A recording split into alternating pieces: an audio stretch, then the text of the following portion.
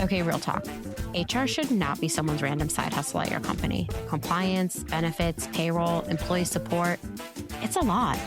TriNet helps take that off your plate with full service HR solutions designed for small and mid-sized businesses. So your leaders can focus on growing your company instead of Googling labor laws at midnight. TriNet's been doing this for 30 plus years, which means they actually know what they're doing and your people feel the difference. Check them out at TriNet.com. Welcome back to another episode of the AI Readiness Gap, a 4-part mini-series produced in partnership with TriNet, where we're unpacking the real numbers behind AI readiness in the workplace so that HR leaders can stop spiraling and hopefully start moving. And today's number that we're digging into is that 56% of HR leaders expect AI will cause their organization to develop and train employees differently, which, okay, more than half of us see the shift coming, so that's good. But here's the thing, knowing that the change is coming and what to do about it, we know are two very different things. And that's what we're getting into today. My guest today is Lauren Gregor. Lauren Gregor is someone who has built, bought, and operated businesses across industries and learned most of what she knows by being the person in the room who had to figure it out. She now runs Lauren Gregor Advising, working inside companies as a generalist exec, diagnosing what's stuck, restructuring how teams work, and getting out once there's real momentum. When it comes to AI in the workforce development, she's less interested in the hype and more interested in what a real team can actually do with it on a Tuesday morning. And I love that so much. Lauren, welcome to the show. Thank you so much for having me. Exciting to be here. I'm excited to talk. I also love that the last line of your bio was like, you're ready to get out once there's real momentum. That kind of made me laugh a little bit. What is that all about? I think like as I've been starting, so I built companies, I had my own startup before. And what I really love is the building part and the figuring it out. And I don't want to like be in somebody's business forever. I want them to have the tools that they need. And then I can go on to like the next challenge. But I want the teams to like take ownership back after I've worked with them. True story, same. I've worked at 4 venture-backed startups and I love the building. When things end up being on like a cycle or it feels like a routine, I'm like, this feels not as fun to me. I'm really into like the chaos and the build part. When it starts becoming operational, I'm like, I don't know if I'm the right person anymore. Like maybe you should handle this and I can go off and do my next thing. Agreed. It's always so much fun. I also saw in your bio that you've worked, your clients range from like seed stage startups to legacy orgs trying to modernize. So you have seen a lot of things in motion. So this episode, I think, is going to be quite an interesting one because I feel like that range from seed to legacy is so wide. You probably see a lot of the same things, but also a lot of different situations that kind of help you as you're navigating the world and advising your clients. Yeah, definitely. It's different when you're working in like a really big organization that's been operating for 50 years versus, a small team of 3. Yeah. I'm so excited to talk. I think the data point that I have framing this episode is that 56% of people who responded to the survey that TriNet ran said that AI is going to cause their organizations to develop and train employees differently. And I really want to start there because you have such a vast range of experience. If more than half of HR leaders expect that AI is going to fundamentally change how we do development, how we do training, what do you think is actually driving that shift in mindset? I think even over the last 12 months, there's been like more awareness that it's happening. Like not it's a fad anymore and like only the people that are kind of tech forward are exploring it. Now it's here. It's happening. It's happening every day. The people that are like the early adopters are now deep into it. And now it's everywhere. It's in every tool you use on a daily basis. So I think if you're a leader in an organization or a leader period, like you're seeing that happening. I heard someone speak a couple months ago and they were talking about this transition as like the transition that happened when the internet came around. Yeah.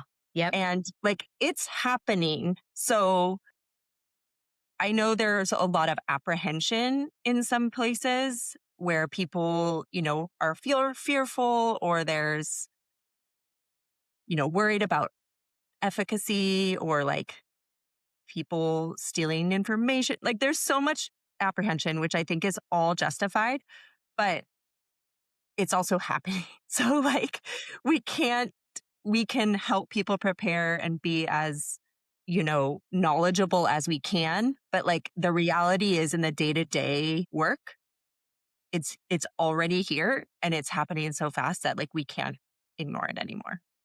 Yeah, it did feel like a year ago. It was like, this is like fun hype. And now it's like, no, that's like not the case anymore. It feels like it happened so quickly towards the end of last year to the beginning of this year, where it was like all of a sudden everyone had to be paying attention to this every day. And I was like, I can't escape a headline without seeing a headline about AI. But I told an interesting story on the podcast recently where I said last June, I did an event with a bunch of HR leaders, about 30 CPOs in a room, and it was an event about AI. And I asked, like, raise your hand if you're actively working on a project to upskill or reskill your employees. And not a single person raised their hand. And that was last June. And now I think if I was in that room today, probably every single person might be raising their hands because it's a conversation we're all having. So the data point of like 56% of people know that it's going to change the way we train and develop employees. I'm glad we at least have that awareness. But like the next thing is, what does that actually mean for our training? So, what does training differently actually mean? Are we talking like new content, new formats, new frequency? Or do you think there's like a much more fundamental thing that has to change around development and training? I think like the second part you said, like there's a fundamental way we have to think differently about how we're training. And it's all of the above. So like it's frequency, it's the method that we're delivering it, it's all of the things. And one of the things I think that in this AI piece that we were just talking about is the pace. So the pace that technology is changing is so fast, week to Yeah. week, like in 1 month, that, so I worked before startups in like a large global transport organization and big education, like public sector systems. We would have things where it's like, here's your annual leadership development course. Yeah. Like, go Yeah. take it and you're good for the year, right? Could Like you imagine that that today? cannot happen anymore That'd be because wild. everything around us is changing so rapidly so I think first is like the cadence, right? So we need to be as individuals, as leaders, as HR leaders, like assessing much more regularly where people are at, what they're interested in, what their skills are, what tools we have at play. Like all of that has to be much more frequent. And I think the other part is like our delivery methods. So there used to be in different organizations, different sizes. I think it's, like ranges, but oh, you're going to go take a course on this, or you're going to, do like a shadow, whatever. Like there's a lot of different ways we can think about it. But today, everything is accessible, like at your fingertips, real time. So you can go on YouTube and watch something if you want to learn it. You Yeah. can just go into the tool and explore. And I think I've been hearing more about different organizations in a really small scale, but also in large ones where they're letting their employees, like in a guided way, go experiment. So Love. you want to go learn a tool, or like you want to try Claude Code and you work in marketing. Okay, like let's give you guided, guardrailed environment, and like go watch the videos you want to watch. Go talk to someone that you want to follow about this. And I think there needs to be like a lot more agency from the employee themselves or the staff person or the team, but then, guided by leadership. Like we just have to speed up learning, because there's no way that if you do like an annual leadership course or annual, let's update you on this technology. Like we roll out Zoom. Oh my gosh. I rolled out Zoom like to an organization before. And it took us like a year. And now you would be Wild. like, here's the tool. You're Figure it expected to out. be on this by 2 p.m. today. Like that's how Yeah. fast things are going. And like we just have to work differently. It's so interesting. Cause like I started my career in L&D. So I managed a global learning and development team, trained up like over 2,000 employees, traveled the world. It was so fun. It is so different now. And like my passion is L&D. Like I started my career in L&D. I think about this all the time.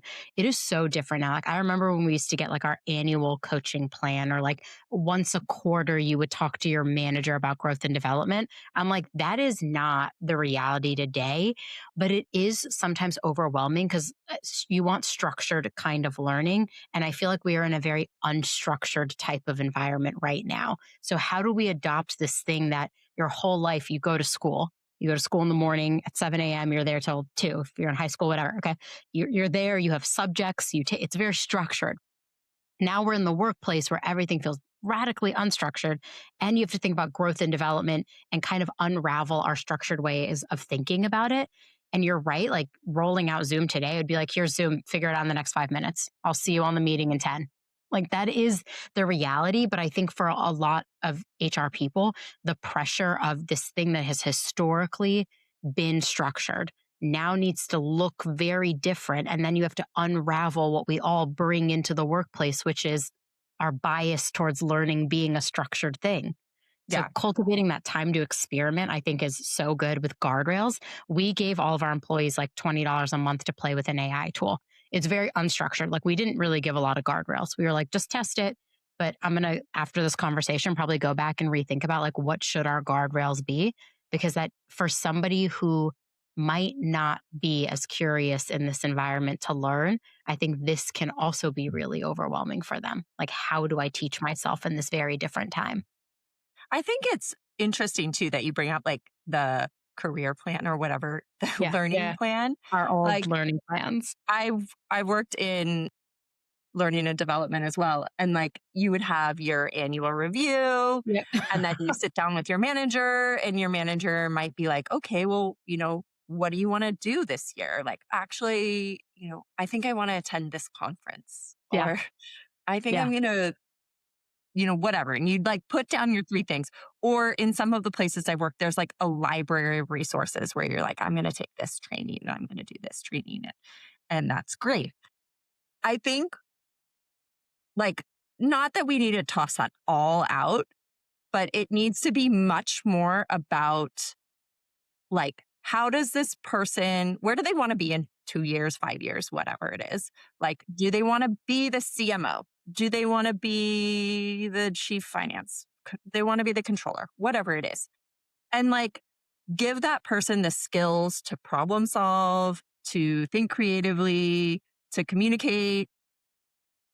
And all of that can be done without like, I'm attending X conference. Yeah. Or, Yeah. now it's like less about, let me make a laundry list of like the three types of trainings I want, and more about like, where do I want to be? And then think about what experiences, what experiments, what things are going to like give me the skills to be there and, you know, do that in the environment where like it's changing every month Yeah. or But I week. do feel like corporate America just like beats the childhood wonder out of you. And so like you end up at a job. Sorry, I don't know if that's the right phrase, but like that is what it feels like. It feels like sometimes employees have like lost the childhood wonder. We're all under an incredible amount of stress. Like as a society, we're lonelier than we've ever been. Like all of these things are at play. And so like I think this job of like really upskilling and reskilling employees in the future is going to be a really hard one unless you're thinking about how do I actually foster the environment where people want to do that, where they want to experiment. Like Yeah, I don't a know if the thousand average employee. percent. Like Yeah. if you have the culture where every minute of every day is like in a meeting or delivering a Ugh, deliverable, like ugh, you you can't. Like nobody's gonna want to do any of this and yeah. be motivated to do it. I think that I've heard some interesting places that are trying new ways to do this reskill or upskill, and they are setting aside like 4 hours a week in a block that the employees get to like go anywhere in the business, anywhere in the company, work with other people, collaborate. And it's like a time dedicated to this, but it's a culture that's established that is be curious, go try. And if we do those things, like the company's going to be better off for it Yeah. because people are going to figure something out. They're going to build Yeah. relationships. They're going to find an efficiency that wasn't there before, whatever it is. But I don't think like 99, I don't want to speak for that, but like No. most businesses, corporate and like large businesses just don't have the culture for that right now. And that is going to take a very long time to change.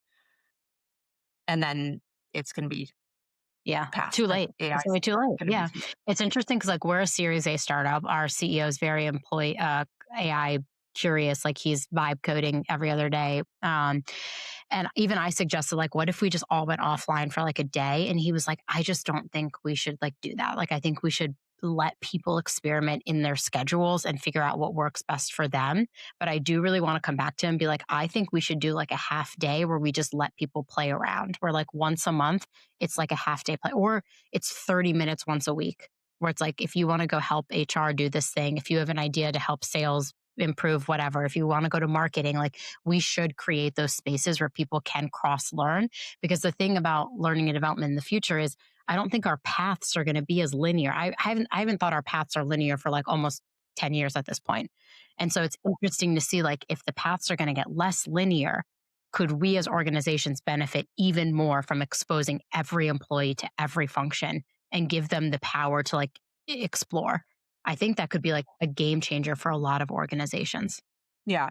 And I think similar to that point, like a lot of the people that I talk to that are experimenting a lot and are learning in AI are doing it in their own individual way or Okay. individual pathway.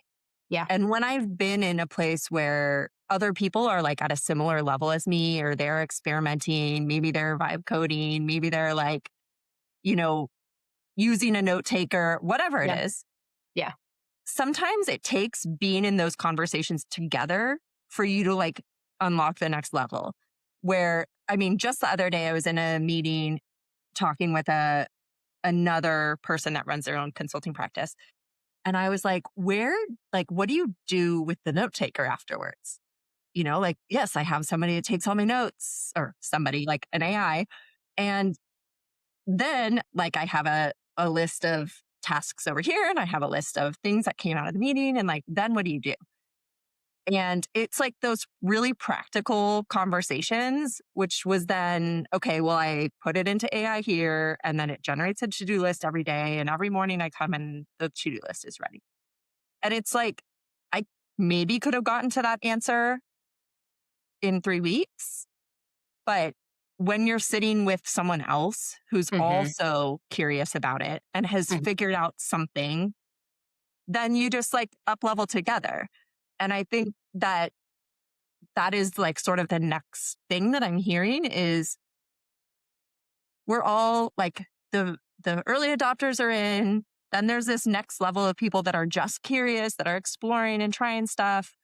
But if we as a organization or like peers can collaborate on it, then the next level is just going to move faster. And like why recreate the wheel when you can learn it from someone else that's just built it Yeah. next to you? The thing about AI that excites me is like we're all kind of starting at zero. Like, yes, there were the early adopters, but even the early adopters, the pace of the technology is moving so fast that it's literally never too late. Like, you could listen to this episode today and you would like, even if there were early adopters, right? You could still catch up to them relatively quickly because the technology is changing every day. So it's like it for the first time feels like we're on like level playing field, all of us at the company. Like even the execs are on the same learning trajectory and learning path as an entry level person or a mid level career person. So that to me is exciting. You just have to be able to keep up with everything and like create the space to actually learn and experiment, which you're right. When you're in meetings 8 out of 8 hours of the day, when are you trying to do anything? Right. It's just impossible. So like creating that time, I think is an incredible thing that people should figure out how to do. I'm talking to my CEO about it now. Like I told you, I was Yeah. like, offline for a day. He was like, absolutely not. I was like, maybe a few hours. Like we used to do like 1 hour every 2 weeks where we would get everyone on the call and we would all just like show what we were working on.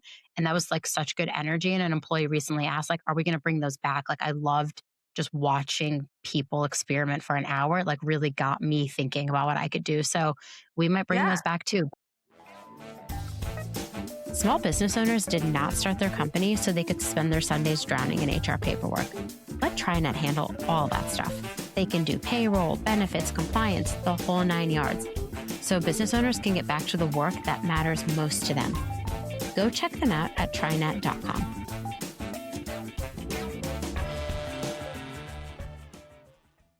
Since a lot of organizations might not know where to start when it comes to up-leveling, like, can we talk for a quick second on common mistakes you see when companies are trying to build an AI learning culture? Yeah. I think it goes back to this like learning plan, old mentality of development. Um, is that there's no, like, we can't be too prescriptive. I think that's one thing of everybody's going to use this tool in this way. Like, the best tools for the people doing marketing are very different from the people that are doing product development, Yep. Or or are HR. very different than the people that are running HR. Like, the tools are different. And so I think there needs to be a level of flexibility and of agency. So I think that's the first part. Like, don't just say, great, company wide, we're picking this tool and everybody has to use it. Or, whatever it might be. I think that, like, that's the first thing in learning and development period is like, we have to meet people where they're at, understand their role, and, give flexibility to people in their thing. I hate the prescriptive approach. Like, especially now of all times, like you can't. But I think it's hard sometimes because employees do look at us and say, like, tell me what I should learn. Right. And I have to be like, I don't know if I should be telling you. And now, especially in AI, I'm like, actually, you should tell me what you want to learn. So I think this is just a very shake up kind of time for us in HR. Like I keep Yeah. saying, this is the most transformational time we'll ever be in HR. Like I'm excited because I wasn't in HR when they introduced email into the workplace, but now I get Yeah. to be in HR when they're introducing AI into the workplace. And that excites me. While I understand there are a lot of negative things to AI too, I'm just like, there's an exciting opportunity here for us to kind of like also level set with the employees and really build a partnership that does not involve me, HR, telling you how to grow. Yeah. You know what would be interesting in that sense is like the prescriptive part being we want everybody to take an hour this week or this month or whatever to think about what they need to learn for their role. And, we're as a company, we're going to give you access to a quad environment or whatever. And what we want you to do is take some time to think about what your role is, what your goals are for this year. And that could be like, that could actually be like your review thing, like it Yeah. could be Yeah. prescriptive. Yeah. And now we want you to go to Claude and talk about how you could learn. And like, basically, they're setting up the AI system, they're playing with it, they're having to explain what they do and what they want to learn and how do they want to get better and like maybe what their team goals are. And instead of doing that in like a Word document Yeah. Or your manager telling you in a or your once a manager year review. in your review or like a Google Doc that whatever, or like whatever old school way we did, or in your learning management system, like whatever way we did that before, I think a company could quickly, uh, a manager could ask Claude to create this for them. And then you have everybody exploring it and you understand people are exploring it. You're giving them time to do it, but they're actually generating something that is personal to them that they have some buy-in for. They've actually been discussing it with, you know, and I think that a company prescriptive wise can like set time for that, can develop that, can produce it, whatever. And they can set some expectation around like the fears, which I think there is still like some of the reason that people aren't going after is just they're scared. They're scared of the data security. They're scared of AI like making decisions that aren't the ones that they would have made or a human Yeah. would have made. Like there Yeah. are these fears. And I think to overcome that, you have to sort of go in and experience it. And I think a company can do those things by saying, we have our protected environment, everything all the things that they could say. But I think that would be a really fun experiment to then go and say, like, okay, now a week later, let's go together. And the whole marketing team comes together and they say, okay, what are you going to go learn? And I Yeah. guarantee on like a 5-person team, everybody's plan is going to be different. I love that. I actually was writing notes as you were talking because I'm like, maybe we should go do that. Like, maybe I should go give that instruction to our employees too, because we all are using Claude. Everyone's talking about it. But I also know there's got to be somebody in our organization who's like, I'm not sure about this. Like, I know there's somebody who's like, I don't have time for this, or I'm not sure about this. I don't know where to get started. I think the failure to get started or the fear of getting started holds a lot of people back from things. And I'm like, AI actually solves that problem for you. Like you could go in and just ask it, you could prompt it a question and it will get you started. So like just I go think that try would it. be so fun. And you or somebody in your organization could write that first prompt that's like, look, I want you to ask me 10 questions. I want you to interview me about what my role is at this organization. I want you to understand what my quarterly and annual goals are for this, my role and, whatever. Like it could interview that person. So they're not having to, I think that's another part where people are just like, but I don't know how to start. Like, I don't know where to It's go. like But so easy when to it start. it could just interview them. And then it just starts that. And once it's like, oh, I can just talk to this, then Then the light bulb goes off and you really start thinking, like, what else can I do? I do have it. It's so funny. My direct report was like, you would benefit from a to-do list because I'm like a very mental person where I like remember my to-do list mental. She says I have really good memory. I do. I would give myself like 9.9 out of 10 on memory of things. Rarely do I forget anything. It's a weird little quirk I have. But she was like, I still think you would benefit from a to-do list. Like, and had me go into Claude. It was like connected to my email, connected to my Slack, and she was like, ask it for your to-do list. And I was like, wow, this is like my direct report. That is like, I think she's like, the mental load on you is like too much. Like, you need a to-do list, go in and set it up, and here's how you could do it. And I honestly, I was really impressed with her because she's like very curious. So she's been taking the AI world by storm, like watching classes, like looking at this, telling me I think I can automate that.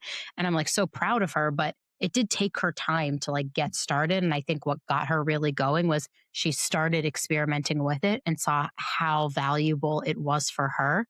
And then she was like, okay, I can do this. I can make more things happen and I can spend my time doing the things that excite me, not these really annoying things that I don't want to do, like write a to do list or respond to that email or make my candidate dashboard. So I do right. think that like piece of people starting to experiment and talking to it can show the person themselves like what they need to learn in their role, which I don't know. I'm excited about this.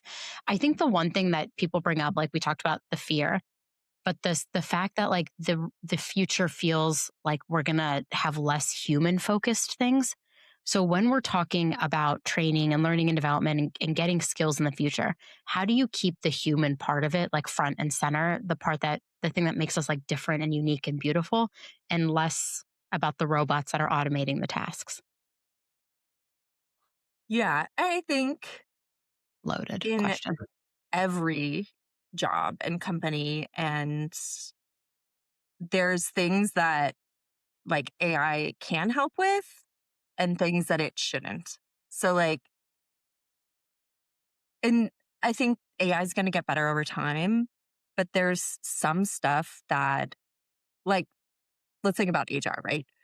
If you're a new employee and you have to submit paperwork, I don't want to like have that taking 75 emails back and forth. Like just do it automate it. Great. Now I'm done. I'm enrolled in healthcare and I have my benefits. Great. If I am talking to somebody about like my maternity leave and how that works and, what the coverage looks like and what my, compensation plan is going to be, like, I want to talk to a human about that because there's nuance, like you're talking about your family, like I don't want all that personal information. So even with the HR piece itself, there's that. And I think no matter what, there are these automated tasks that will make us just more efficient. I think the other day I was working similar to you, like I'm hosting an event next week. And I was like, well, I don't know all the things I need to prepare for this event. Okay, Yeah. AI, just make me a list of all the Yeah. tasks that have to get done for this event, all the people in email, like just put it all in one place for me.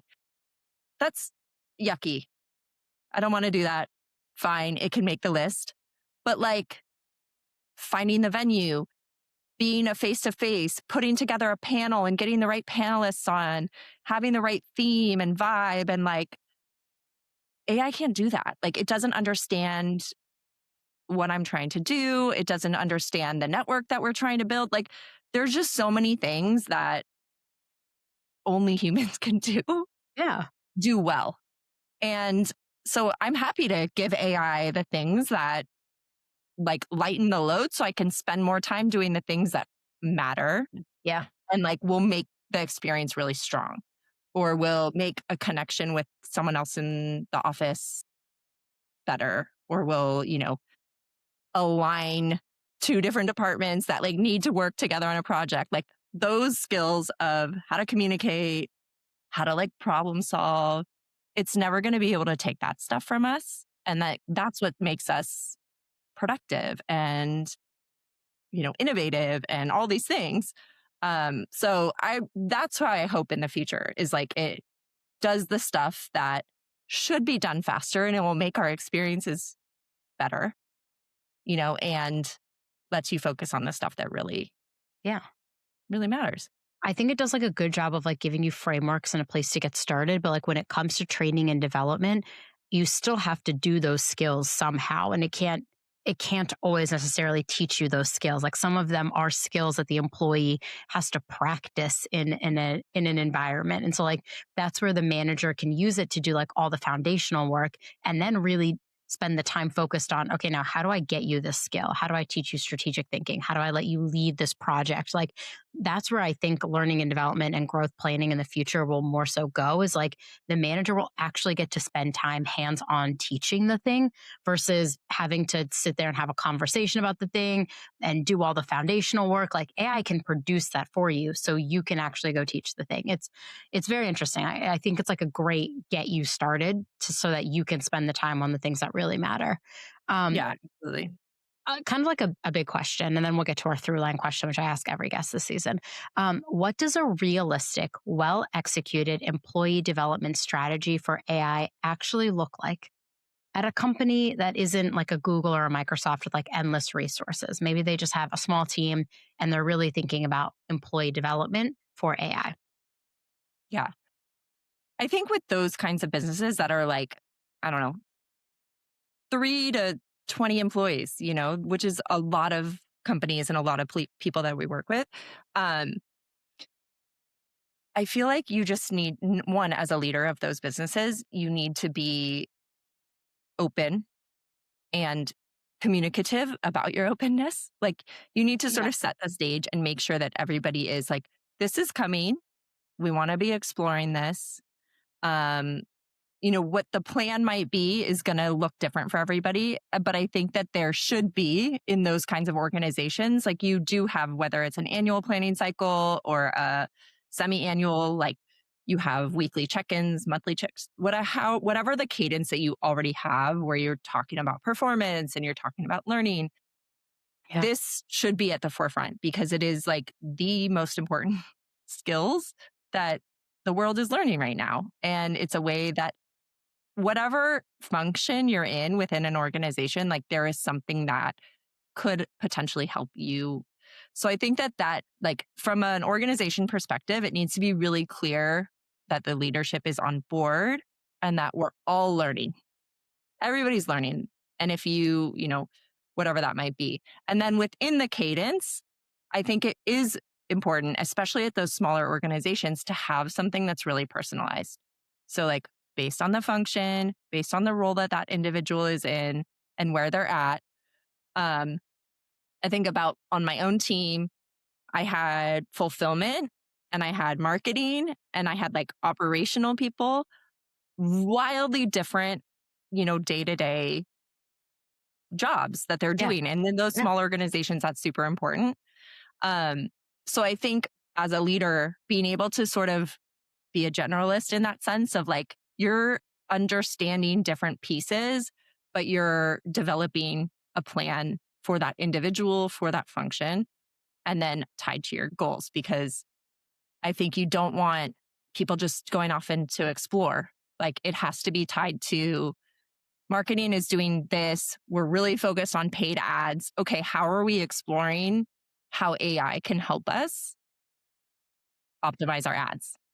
And, maybe as an individual, like I know that this person, they're really not that great at content strategy, but they're great at like the graphical piece. Okay, so leave them with the graphical piece. How can we work with that individual to help Yes. support the strategy piece and give them tools and work with them on that? So I guess that's not like a prescriptive, like do A, then B, then C. But I think as an organization, especially in those small settings, leadership buy in and like ownership and communication of that we're all learning is super important. And then making sure that you're creating that plan with check ins and, development assigned to each role and to each person. It's just one big change management problem, is what I keep saying. I'm like, this is just change management. It is. Imagine you're rolling out a new HRIS. Just pretend that that's what's happening, except it's a tool that everybody can use that can change how their workflow happens. So, Yeah. like, And it that's like might a not whole, just be like, I think the challenge sometimes with AI is there's just so much and it's so fast that I think having some guidance and regular check in with leadership or with a peer, like even have peer to peer learning, like that kind of stuff is important to help keep it moving when there's like an overwhelm of tools out there in the world. yeah, my God, I'm overwhelmed every day. Every day I open my computer and I'm like, a new thing I will learn today. But I don't know. I'm excited about that because I've always loved startups. I've done four. Like I've always loved the chaos and things changing. So right now I feel like I'm overwhelmed, but it's like a good overwhelmed because I'm so curious and my brain feels like it's actively working every day versus being on autopilot. Like I said in the very beginning, my worst nightmare is I'm on autopilot at a job because that means like I'm probably not learning or exploring new things and that bores me. Yeah, Um, I agree. I the think that the challenge for me is like I just want to play all day and explore yeah. stuff. And I'm like, okay, I actually have to do things too. I have to get I'm like, I things gotta done. go to this meeting. One time I was like 15 minutes late to a meeting, and my CEO was like, you are never late to these meetings. What was going on? And I was like, hey, I'm not gonna lie. I was like deep in this AI thing that I was trying to figure out. And I didn't even realize that the meeting time was coming. Like I was 15 and he was like, it's never like you. In like 4 years, you've never been late to this meeting. I was like, I, I was just exploring something and I was like so enthralled and enwrapped in it that I lost track of time. And he was like, I get it. I get it. And I was like, well, I'm glad he gets it. Cause like this was anybody else's would not be good for me. But it was a whole thing. Like there's so much that you can explore right now. And it feels like a very exciting time to do this job. Um, the through line question I'm asking every guest as part of this series is what is one thing you would tell an HR leader who might be feeling behind on AI right now? I think it's nothing new than anything we've done in the past, really. Like we just, it's just reframing it. And maybe sometimes we need to reframe it in our own mind. Mm, So in the past, as an HR leader, we might have talked about like a growth mindset or We're all growth like mindset right now. active learners or Yeah. whatever. We want our employees, we've always wanted them to have a growth mindset. We've always wanted them to set goals and priorities and learn. So right now we're just saying like, okay, be curious. Now the world isn't like you're going to grow from A to B. It's just like you're going to grow, but we're actually not quite sure where that is. So let's just be curious together. Let's learn. And I think for HR specifically, I would, there's so many things out there like forums for specific leaders, or there's people you could be following, within your industry, within your role that are learning this and leveraging tools. So I think there's a lot of resources if there's nervousness about, especially in HR, like data compliance and security and things like that, where you can go and learn from people that are experts in that area. So I think be curious, go try. And if you're scared to try, like go learn from people that are already doing it and are Yeah. a few steps ahead. Yeah. I love that advice. I'm always talking to my friends about AI. It's actually really annoying. And I should probably stop. They want to talk to me about a million other things. And I'm like, hey, what's everyone's use case this week? Because I need to make sure that I also am using said use case. So I don't know. I just think this is a time, like you said, we're all learning. It's good to be curious, but also talk to your friends, see what your friends are doing. Like we don't need to be recreating the wheel all the time. We know in HR, a good template is a good template. So like you could find somebody who's already doing something that you could just adopt in your organization and it'd be so easy. I Yeah. love that. I think, just in my own world, I'm part of a group that meets on a monthly basis, and it's just women that like want to learn AI, and we just sit together and like you can join it if you want. I'll invite you. Yes, Um, please. I'm in. yeah, and it's fun, and like every month, I feel like we're just getting better and better, and we've been meeting since January. So in this women's group that I've been like learning AI on, there's a few of them that are like, really strong marketers, and they are just building on their own. So like she's written an entire text file that I can just copy and paste into Claude, and it creates like an entire kit of marketing skills for me. And she's Wow. just open sourcing all of this stuff. So I think if you are in a specific industry, find people that are like innovating and being those people that like really, really, really want to build it. And they have the expertise. Like I'm not an expert marketer, but she is. And now I'm going to just take her tool and plop it into my, toolkit or whatever. And people have that stuff everywhere right now. So I love the idea of don't recreate the wheel. And if a template is there and it's working, then use it. Yeah, I love a good template. I'm such a template queen. I'm like, made this. Here's the template. Here you go. Got a template. Especially with AI, like the templates are everywhere. I love that. Yeah. For people who, first of all, thank you for spending so much time with me today talking about this. I really feel like we were geeking out for a minute on L&D. So I was like, I hope this is not the last of our conversations. I feel like you might have to come back because I feel like there's so much more I want to cover with you. But for people looking to get in touch with you, what is the best way they can reach you? You can find me on LinkedIn, Lauren Gregor, or my email is just lauren@laurengregor.com. Love that. It's like a recurring bit on my other podcast. I'm like, for people looking to get, and it's everyone always says LinkedIn. I'm like, so we're all on LinkedIn, to be clear. We can all just go there and find each other. Okay, good to know. Good to know. Thank you so much, Lauren, for spending time with me, digging into this data point, helping HR people feel more prepared for what the future could look like with L&D. This is just such an exciting time. And I am so grateful that you spent time with me today to talk about this. Thanks so much. It was so fun.